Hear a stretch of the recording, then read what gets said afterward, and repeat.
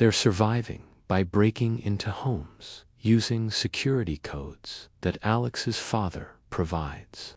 The city is dying, and they're just trying not to die with it.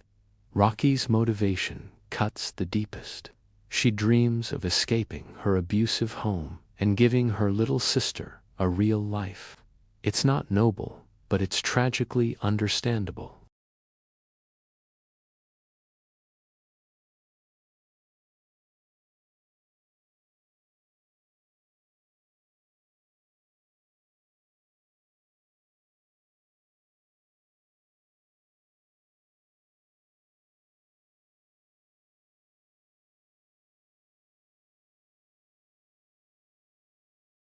But for Rocky, it's a ticket to freedom. They choose the house precisely because the man is blind. They assume blindness means weakness. The entire film is built to shatter that assumption. The moment they break in, something feels wrong. The house is too quiet, too sealed. There are too many locks on the doors, and the windows are armored. It doesn't feel like a home. It feels like a trap, designed to hold something in or keep everything out. The air is thick, the silence is hostile, and every creaking floorboard is a potential death sentence. The blind man is asleep upstairs. The thieves move slowly, carefully, but the tension is already suffocating. Sound itself is the enemy here. And then money makes a noise. The veteran wakes up. He doesn't move with confusion, but with sharp precision. His head tilts, listening, calculating distance. Then he locks the front door. With that one click, the entire dynamic shifts. The hunters have become the hunted, and the house is now a cage. Money, overconfident, tries to intimidate the blind man with a gun.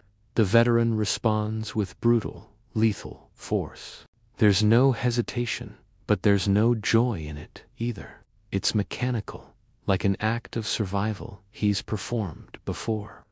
Rocky, hiding in a closet, watches in terror as the blind man then kneels and prays over Money's body. In this moment, he's not a monster, he's a grieving father. But that's about to change. Alex returns and finds a terrified Rocky. They search for the money, but instead, they stumble upon something far, far worse. In the basement, they find a woman, chained and gagged. This is the woman who killed the blind man's daughter in the hit-and-run. She wasn't just kidnapped, she was being used. The veteran, denied justice by the courts, decided to build his own courtroom, his own punishment, and his own twisted replacement for the daughter he lost. This basement reveal is where the film's morality completely The blind man transforms into a true villain, but not a simple one. He's a man who lost everything, decided the world owed him, and constructed a private hell beneath his floorboards. Rocky and Alex, who came to steal from him, are suddenly thrust into the role of rescuers. But the moment they try to free the captive woman, everything collapses. In the chaos, the blind man accidentally shoots and kills her. His reaction is the closest thing to grief we see from him. His hands shake, his breathing hitches, and then he turns colder than ever. What he does next defines his true monstrosity. He decides Rocky must now replace the woman who just died.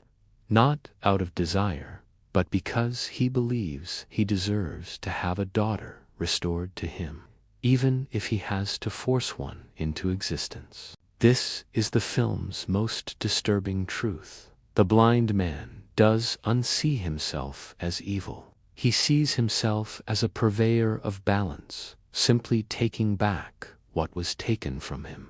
The basement becomes a symbol of broken justice, of grief twisted into a grotesque sense of entitlement. What follows is a violent, desperate fight for survival. The blind man's home advantage is absolute. He knows every inch of the house. In a brilliant move, he cuts the lights, plunging them into his world of total darkness. The iconic night vision scene isn't just a gimmick, it's a visual statement. Blindness hasn't made him prey. It's made him a perfect predator. In the struggle, Alex is killed, sacrificing himself for Rocky. She runs, the dog chases her, and the film becomes a breathless, chaotic sprint for the door. But it's always grounded in one core idea. Both Rocky and the blind man are fighting for their own version of survival. In the final moments, after a brutal confrontation, Rocky manages to escape. The blind man collapses, but he doesn't die. This is crucial. The film refuses to give us, or Rocky, the clean satisfaction of justice. Later, at the airport, she sees a news report. The veteran survived. He told the police he was attacked by 2 intruders, but that nothing was stolen. He never mentioned her. He protects her secret, just as he protects his own. He has become her dark mirror. Both did something terrible. Both escaped legal consequences. Both will live with what happened in that house, in the dark. Don't Breathe ends without vengeance, without a clear moral victory. It's not really about monsters. It's about how far ordinary people will go when life corners them. The blind man loses his humanity to grief. Rocky sacrifices her innocence for a chance at a new life. And in the end, the real horror isn't what happened inside that house. It's what both of them carry out of it, the chilling truth that in the right kind of darkness, anyone can become desperate enough to do the unthinkable. Thanks for watching.